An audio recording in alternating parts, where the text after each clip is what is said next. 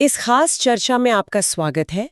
आज हम नीति आयोग की एक बहुत ज़रूरी रिपोर्ट पर बात कर रहे हैं। ये रिपोर्ट राज्य सार्वजनिक विश्वविद्यालयों मतलब स्टेट पब्लिक यूनिवर्सिटीज़ या एसपीयूज़ के जरिए उच्च शिक्षा कैसे बढ़ाई जाए इस पर है। रिपोर्ट का नाम है राज्य उच्च शिक्षा का विस्तार, नीति आयोग की रिपोर्ट।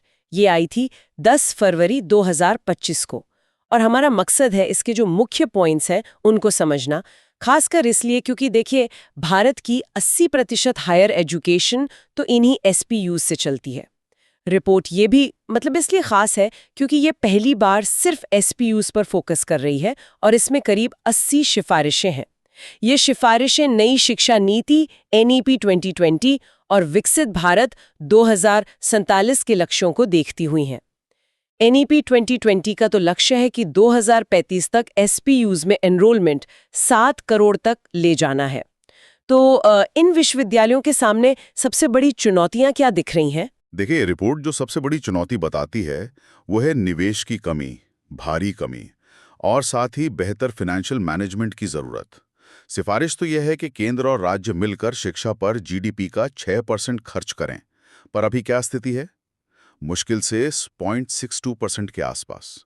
ये जो गैप है ये बहुत बड़ा है और इसका सीधा असर यूनिवर्सिटीज के रिसोर्सेज और क्वालिटी पर पड़ता है। सिर्फ 0.62% जीडीपी का, ये तो लक्ष्य से मतलब बहुत ही ज्यादा दूर है। क्या रिपोर्ट ये भी बताती है कि राज्यों के बीच इस खर्च में कितना फर्क है? मतलब क्या सब राज्य एक जैसा खर्च कर रहे हैं? हाँ, और यहीं पर मामला थोड़ा और पेचीदा हो जाता है। राज्यों में बहुत असमानता है, मतलब जमीन आसमान का फर्क है। अगर जीडीपी के प्रतिशत के हिसाब से देखें तो जम्मू कश्मीर सबसे ज्यादा खर्च कर रहा है, करीब 8.11%। वहीं दिल्ली सिर्फ 1.67% और तेलंगाना 2% के आसपास। तो काफी पीछे हैं ये राज्य। और अगर कुल रकम देखें, महाराष्ट्र सबसे आगे है, करीब 11,421 करोड़ रुपए और सिक्किम सबसे कम 142 करोड़ रुपए। तो ये दिखाता है कि राज्यों की अपनी अपनी प्राथमिकताएं हैं, क्षमताएं हैं, वो कितनी अलग हैं। इस कम फंडिंग और राज्यों के बीच इतने अंतर का असर क्या ये यूनिवर्सिटीज की उपलब्धता पर भी दिखता है, जिसे रिपोर्ट में शायद विश्वविद्यालय घनत्व या यूनिवर्सिटी डेंसिटी कहा गया है? बिल्कुल, बिल्कुल सही पॉइंट पकड़ा आपने। यूनिवर्सिटी डेंसिटी यानी प्रति लाख योग्य आबादी पर कितनी यूनिवर्सिटीज हैं, इसमें भी भारी अंतर है। नेशनल एवरेज सिर्फ 0.8 है। आप सोचिए, सिक्किम जैसे छोटे राज्य में ये 10.3 है, जो कि बहुत अच्छा है, लेकिन बिहार में सिर्फ 0.2। उत्तर प्रदेश, पश्चिम बंगाल जैसे जो घनी आबादी वाले राज्य हैं, वहां ये नेशनल एवरेज से भी काफी नीचे है। बिहार की हालत तो मतलब काफी चिंताजनक है। 0.2 बिहार में? हम्म, ओह, इस घनत्व में इतने बड़े अंतर का असल में मतलब क्या है?